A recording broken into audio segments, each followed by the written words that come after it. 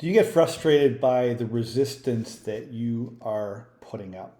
My name is Doug Nain, and I want to welcome you to Place Online, where you'll get the bottom line for succeeding and living your best life. Here's a daily tip from my book, Mistaken Identity, designed to help you let go of your fears so you can stop hiding and start living and do better. Listen, this can happen fast, it's not complicated, and it doesn't have to be hard. So today I want to talk about this notion of this resistance that we feel when we're out there pursuing our goals, trying to do better in life, make changes in our life. And so what is this resistance that you feel? You'll feel it in different ways. It shows up physically. It shows up in the form of fear, anxiety, discomfort. For me, I sweat. I get really uncomfortable, and we have to understand what the cause of the resistance is that you feel. So we have to go to some science here, and we have to take a look at energy. So everything is energy, and there is a law called the law of opposites, or the law of polarity. And the word resistance, if you know anything about electricity, resistance is used in describing how energy or electricity actually works. And so when you want to do something, let's say I got to make a change in my life, or I'm dealing with a thing at work, I'm having a problem with somebody, I got to address that. I was talking to a client today in Australia, and they were talking about what they're trying to do, and they just couldn't understand why they were feeling this resistance, and it was actually shutting them down. Well, the cause of the resistance is a law. And so the law of opposites, or law of polarity, means if you think of anything positive that you want to do, or you want to make a positive improvement in your life, all right, that's positive thought energy. You start thinking about it.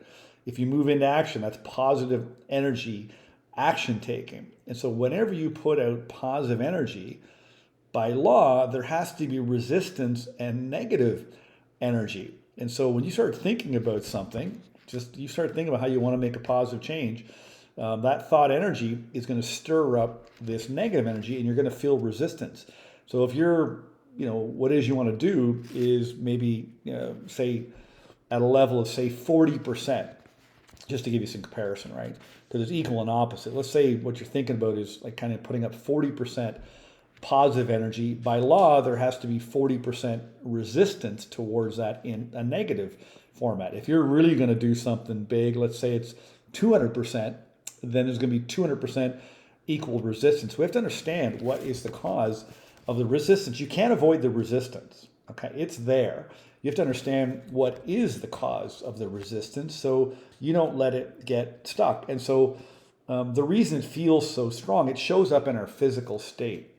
And so I think it's actually good news if you're feeling resistance to the thing you're thinking about doing, or what it is you want to change.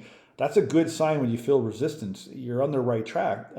If you didn't feel any resistance, you wouldn't be stirring anything up. And so how does your mistaken identity play into this? Well, in my book, Mistaken Identity, I lay out an understanding for you as to why you see yourself the way you see yourself. You're mistaken about your capability. You're mistaken about some of the things that you believe.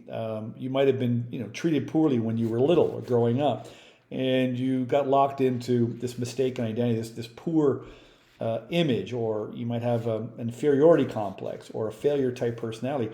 You're mistaken, okay? And your mistaken identity, it's the viewpoint. If you're looking out behind me, this beautiful scene in my backyard, that's your view. I'm looking at you, and I can see the background. That's my viewpoint. And so your mistaken identity actually controls your view or your perception of what it is that you want to do. And depending on your viewpoint of you and the situation, that determines the level of resistance. There's lots of things that you do in your life that aren't really all that challenging, that would be challenging to others. There's not much resistance for you because you're not really mistaken about, you and your capability to deal with a particular problem. So that's what we have to understand. And then you have to take a look at how are you reacting to it. So is this resistance causing you to get stuck? Is this resistance, is your mistaken identity making up excuses and alibis? So in this case, the person I was talking to, they were really stuck in procrastination, and they just kept putting off, and they're frustrated because they know that they could be doing better. They know they're capable of doing the very thing they want to be doing, but the resistance shows up and then they procrastinate. And worse, they start making up all kinds of excuses and alibis or rationalizing. Pardon me.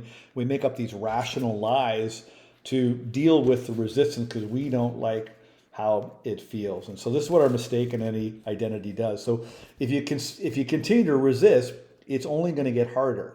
Okay, but if you understand the resistance and allow the resistance to just pass through you, it's energy.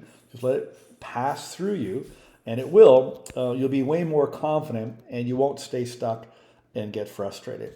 Okay, so listen, if you're struggling to get ahead, it's a case of mistaken identity, and my book guides you to let go of your mistaken identity. Stop trying to fix yourself. You free yourself so you feel better about yourself, and everything in your life gets better. So listen, grab my book.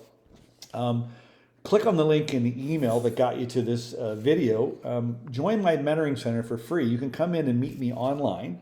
I'm on there all the time, live, in doing a call for daily tips about what I'm talking about here, taking your questions. I just want to help you break free your mistaken identity and get ahead so you can live a better life. So I'd love to see you in there. I'd love to meet you. I'd love to talk to you. But for sure, get my book and explains everything we're talking about here so you don't resist. Don't resist getting rid of your mistaken identity. Thank you.